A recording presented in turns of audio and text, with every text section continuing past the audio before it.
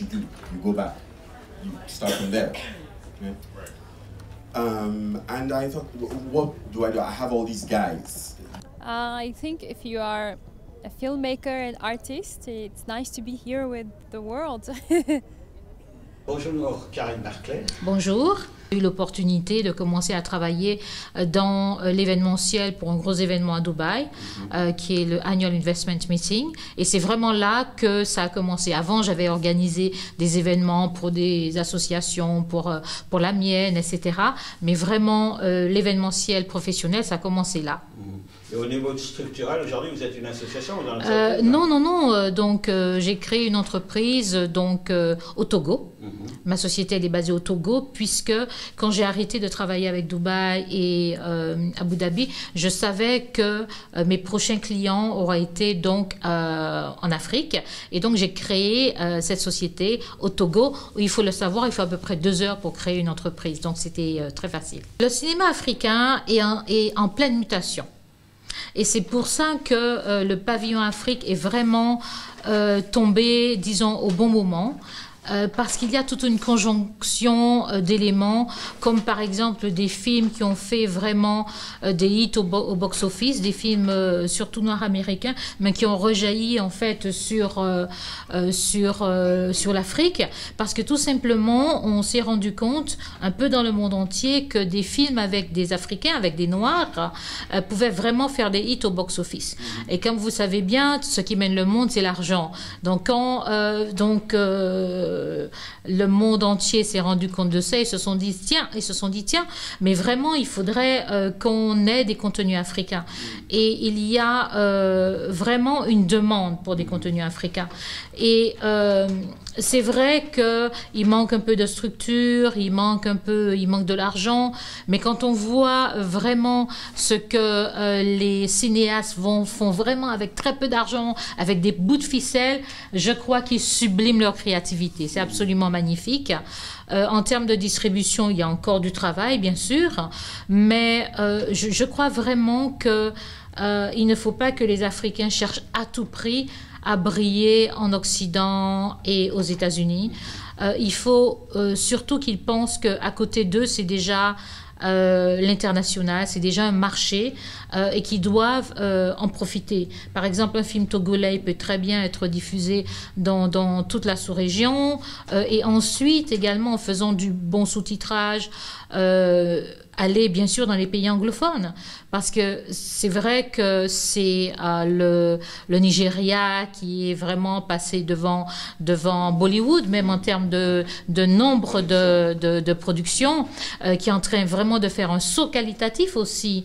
Il faut voir le dernier Lionheart, par exemple, qui avait été sélectionné aux Oscars et ensuite, qui a été déclassé. Il faut voir vraiment la qualité maintenant auquel prétend le Nigeria maintenant. Il y a aussi l'Afrique du Sud qui est vraiment un pays qui veut se mettre en avant pour son cinéma. Donc il y a des choses à faire, il y a des choses qui sont déjà en train d'être faites. Et je crois qu'il faudra vraiment compter avec l'Afrique dans les prochaines années.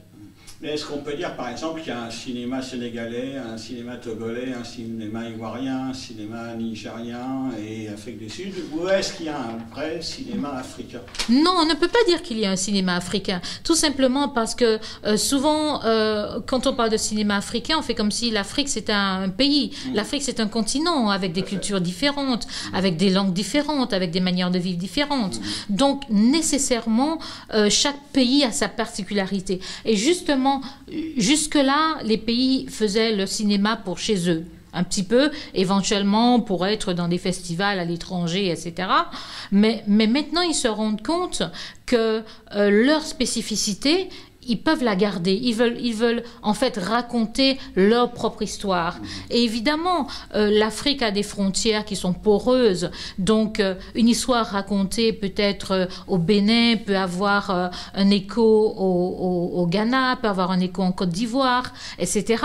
Mais chaque pays a ses spécificités. Mais bien entendu, les acteurs du cinéma, les cinéastes, ils ont une voix qui est particulière et on ne peut pas les cantonner à bon voilà, celui-là il va faire du cinéma togolais parce qu'il est togolais. Non, parce qu'un cinéaste il a des influences vraiment diverses. Il peut avoir des influences de cinéma chinois, puisque la Chine est à la mode. Malheureusement, il peut avoir des influences sur du cinéma ghanéen et autres. Donc après, il va donner au monde sa voix singulière. Et il faut vraiment, je crois, éviter d'enfermer les gens dans des stéréotypes ou de leur dire voilà, vous faites du cinéma africain, comme il n'y a pas de cinéma. Il y a peut-être certainement une voix particulière parce qu'il y a une histoire commune, mais aller au-delà et dire le cinéma africain, voilà comment il est, voilà comment il se décline, je crois que c'est un peu présomptueux comme manière d'enfermer les gens sur leur expérience géographique. L'idée m'est venue tout simplement par quelqu'un qui m'avait demandé de travailler sur un projet de pavillon Afrique. C'était vraiment pas le même projet, mais un projet de pavillon, et ça ne s'est pas fait. Et donc je me suis dit, étant donné que j'étais dans l'événementiel, pourquoi ne pas continuer, pourquoi ne pas faire quelque chose vraiment qui répond tout simplement aux standards de l'événementiel, parce que c'est vrai que faire un événement à Cannes incluant des Africains, on ne pouvait pas se permettre de faire de l'à peu près. Voilà. Donc, le pavillon Afrique sera à nouveau présent, bien entendu, en 2020, cette année, dans quelques mois. Et tout simplement, l'idée, c'est de créer une pérennité. Parce qu'en ce moment, les contenus africains sont très à la mode. Tout le monde en demande. En octobre dernier, je crois, j'étais à Hollywood. On dit, oh oui, on veut des contenus africains, on veut des contenus africains. Donc, c'est une mode. Il ne faudrait pas qu'elle passe et qu'elle laisse les cinéastes et l'industrie du film comme ça tout nu après la mode. Et on voudrait, moi, mon but vraiment, c'est de créer en Afrique, d'aider à créer en Afrique une industrie du film. Et qui dit industrie, dit part de PIB. Voilà, c'est vraiment le but. Et c'est pour ça que Pavillon Afrique repose sur deux jambes, on va dire. L'une, ce sont les officiels qui vont être là pour parler des avantages de leur cinéma, les lieux de tournage chez eux, de ce qu'ils mettent en place en termes de législation, de ce qu'ils mettent en place en termes de facilité pour attirer des tournages étrangers, parce que c'est ce qui va rapporter dans un premier temps, donc des revenus dans le pays. Et ils sont très... ces revenus sont vraiment peu négligeables. L'autre jour, je parlais avec le ministre de la Culture de Djibouti, et il me disait qu'il y avait eu un film, je crois, finlandais, et ils avaient en quelques jours dépensé 1 million sur le territoire. Et donc, ça va directement aux habitants du pays, en termes de la restauration, les taxis, les hôtels, etc. Donc vraiment, ça bénéficie aux gens du pays. Et ensuite, la deuxième jambe donc, du pavillon Afrique, ce sont les cinéastes eux-mêmes, les professionnels du cinéma, parce qu'ils peuvent venir et rencontrer donc, des partenaires financiers, des partenaires techniques, ils peuvent créer leur réseau au niveau international, parce que bien sûr, le pavillon Afrique avec S, ça ne se voit pas à l'écran, mais c'est vraiment avec S, c'est tout simplement pour expliquer que l'Afrique, elle est non seulement sur le continent, mais avec sa diaspora, elle est partout dans le monde. Et donc, l'Afrique, c'est elle qui accueille le monde sur le pavillon Afrique. Nous ne sommes pas fermés au monde, nous ne sommes pas entre nous. L'entre-soi ne nous intéresse pas, mais en revanche, s'ouvrir au monde selon nos conditions, selon nos critères, selon notre manière de voir, ça nous intéresse, oui. Et donc, il y avait beaucoup d'Américains, parce que bien sûr, là-bas, il y a bien sûr les Afro-Américains qui sont très nombreux, et il y avait la Jamaïque, qui est un petit pays, enfin une petite île, mais qui en fait a une vraie politique d'industrie du cinéma, et qui lors d'une table ronde par exemple, on a remontré à beaucoup d'autres pays qui sont plus grands et qui sont encore à leur balbutiement. Donc il y a bien sûr une émulation de savoir vous faites comment, vous faites comment, et avoir envie de s'améliorer, avoir envie, parce qu'évidemment, l'Afrique, c'est un continent, mais il y a des choses qui sont peut-être similaires, et l'intérêt, c'est de se dire comment je vais mettre en avant mon pays, comment je vais mettre en avant mes particularités, et avec ça, faire en sorte que les productions n'aillent pas uniquement au Maroc, uniquement en Tanzanie, uniquement en Namibie, etc., mais aillent vraiment pour que le monde aussi voit la diversité des paysages africains ou des lieux en Afrique. Voilà.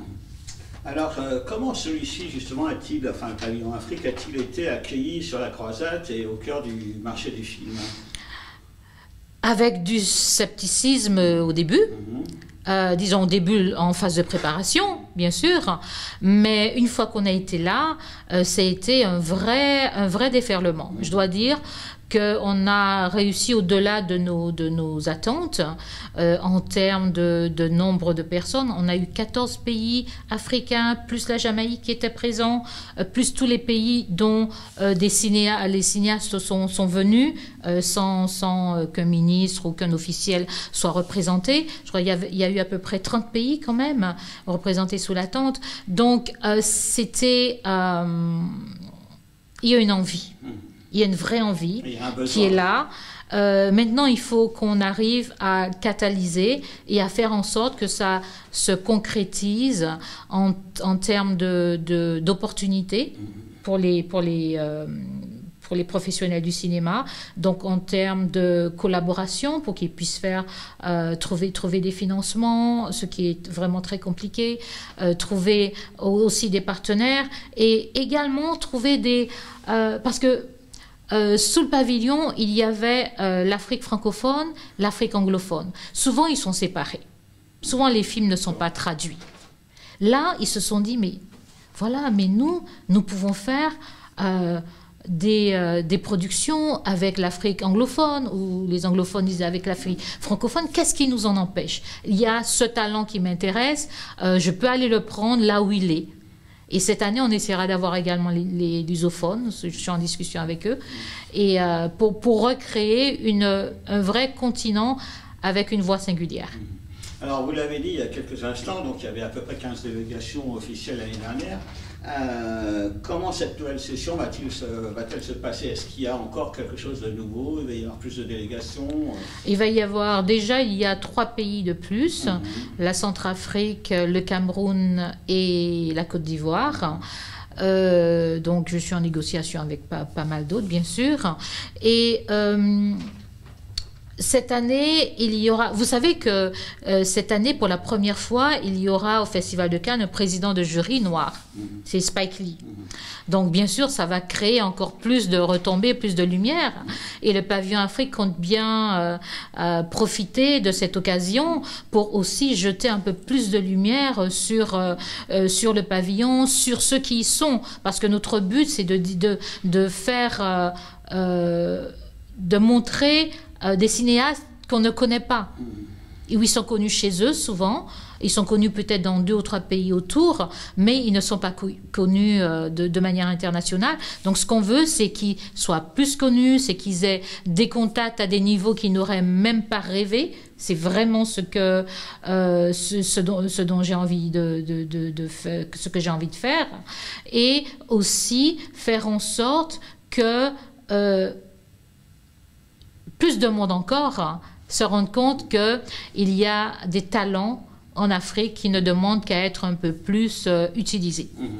Et au niveau notamment des comédiens, est-ce que vous avez aussi un accueil intéressant par rapport à eux? Est-ce qu'ils se sont déplacés? On a eu des comédiens, mais c'est vrai qu'on s'intéresse plus vraiment à la production des films.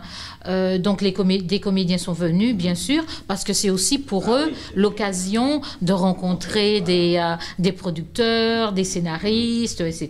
Il y a quelqu'un qui a rencontré un producteur. Vraiment, c'est un vrai challenge.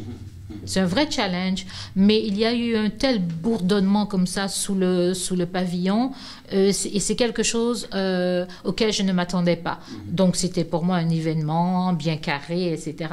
Et les vibrations qu'il y a eu, personne ne voulait jamais partir. On était les derniers pavillons fermés, et d'après ce que j'ai entendu, on était le pavillon le plus fréquenté de tout le marché, ce qui est vraiment un exploit. Alors justement, aujourd'hui, vous représentez une image fédératrice du cinéma africain. Comment voyez-vous demain? Enfin, la continuité. Donc, demain, pour moi, ce que je dis, c'est que j'espère que le pavillon va durer aussi longtemps que Cannes. Et je pense que Cannes n'est pas prêt de s'arrêter. Donc c'est vraiment une envie. Là, on a eu 14, 15 pays, cette année peut-être 18, et peut-être un jour tout le continent. L'Union africaine nous soutient déjà, donc ça c'est assez une belle chose, pour dire que, bon, potentiellement, donc ils seront là avec nous, ils vont participer à des tables rondes. Donc potentiellement, on peut dire qu'on reçoit les 54 pays d'Afrique, et faire en sorte que vraiment, je vais mesurer le succès de Pavillon Afrique s'il y a de plus en plus de production, s'il y a de plus en plus d'argent présent, si des fonds qui existent font vraiment leur travail de financer vraiment des professionnels de tous bords. Et aussi, je dirais surtout, si les productions, les films sont vus. Parce qu'il y a un problème de distribution, et on achète souvent des productions africaines à des prix vraiment presque insultants. Donc si on arrivait à faire en sorte qu'il y ait suffisamment de plateformes, de télévision, de cinéma intéressés à acheter les productions africaines, ce serait vraiment quelque chose de formidable. Et c'est pour ça qu'au Pavillon Afrique, il y aura par exemple Film One, qui est l'un des plus gros... l'une des plus grosses chaînes de cinéma du Nigeria. Il y aura également TAC, qui est The African Channel, qui est des USA. Il y aura Vuma, c'est une plateforme qui va bientôt être lancée. Il y a vraiment des personnes qui peuvent acheter, voilà, des institutions, des sociétés qui peuvent acheter le cinéma africain. Et c'est ce que je veux vraiment amener de plus en plus, pour faire en sorte qu'on n'ait pas à aller à quémander, bon, s'il vous plaît, achetez-moi mon film, même si c'est 3 fois rien, mais qu'ils aient vraiment des débouchés pour leurs œuvres. Est-ce qu'on ne peut pas dire aujourd'hui qu'il y a un marché du film africain, en fait? Il n'y a pas, non, ils sont très souvent dans des festivals, ils sont très souvent primés même dans des festivals, mais quant à dire qu'ils peuvent aller trouver facilement des débouchés, c'est très compliqué. Même il y a de plus en plus de cinéma qui se crée en Afrique, mais ça fait mal au cœur de le dire, mais dans certains de ces cinémas, il n'y a pratiquement pas de films africains. Donc c'est vraiment une honte. C'est une honte, et je pense que les gouvernements, lors de la création de ces cinémas, devraient faire un peu comme la France. La France a vraiment une politique qui permet de l'exception culturelle, de dire voilà, mais il faut un certain quota de films, comme on fait aussi avec la musique française, et pour éduquer le goût. Parce que si on n'éduque pas le goût, on va continuer à manger du McDonald's. Je n'ai rien contre le McDonald's, mais bon, il y a vraiment des choses qui ont un autre goût. Il faut qu'il se crée une politique globale, aussi bien du côté du privé que de l'institutionnel. Exactement. Et je crois que les pays ont un vrai rôle. C'est pour ça qu'ils seront présents. Ils ont un vrai rôle de se dire, voilà, s'il y a des cinémas chez moi, il faut que mes artistes soient capables d'en vivre en faisant en sorte que ces cinémas achètent aussi des productions africaines, tout simplement. Au lieu qu'ils les voient sur Netflix ou dans des bars, etc. Il n'y a absolument aucune raison pour que ça se passe comme ça. Ok, merci beaucoup, Karine. Je vous en prie. Merci. C'est moi qui vous remercie.